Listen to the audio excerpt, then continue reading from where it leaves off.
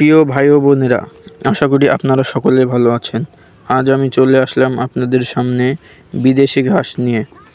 তো ভিডিওটি সবাই শেষ পর্যন্ত দেখবেন এবং প্রথমে চ্যানেলটিকে সাবস্ক্রাইব করতে ভুলবেন না। তো আগে আপনার সেই সুন্দর হাতগুলো দিয়ে একটি সাবস্ক্রাইব করে দিন। তো এই বিদেশি ঘাস তৈরি করতে প্রথমত এর ডাল নামে একটি জিনিস পাওয়া যায়। এটি মাটিতে লাগাতে হয়। তার কিছুদিন ঘাসগুলো আস্তে আস্তে বড় হতে থাকে। তখন ঘাসে সেচ এবং সার দিতে হবে। কি কি সার দিবেন তা আমি আপনাদের আজকে বলবো।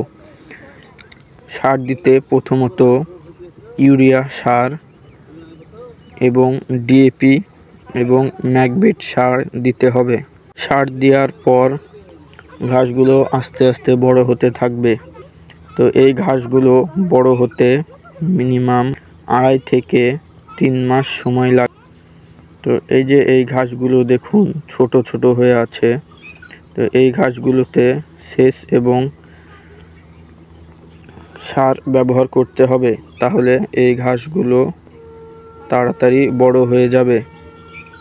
তো এই যে দেখুন কিছু কিছু কালো আছে এবং কিছু কিছু হলুদের মতো হয়ে আছে। তো হলুদের মতো যেগুলা থাকবে সেগুলোতে বেশি করে সেচ এবং সার দিতে হবে, তাহলে ওগুলো আবার আগের মতো ঠিক হয়ে যাবে।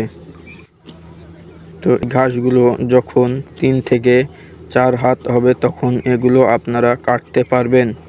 তো ওই যে সামনে দেখা যাচ্ছে আরেকটি জমিতে ঘাস লাগানো আছে।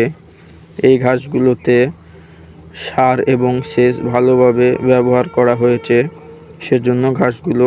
তো পরের ভিডিওটি দেখার জন্য আপনারা সবাই কমেন্ট করবেন।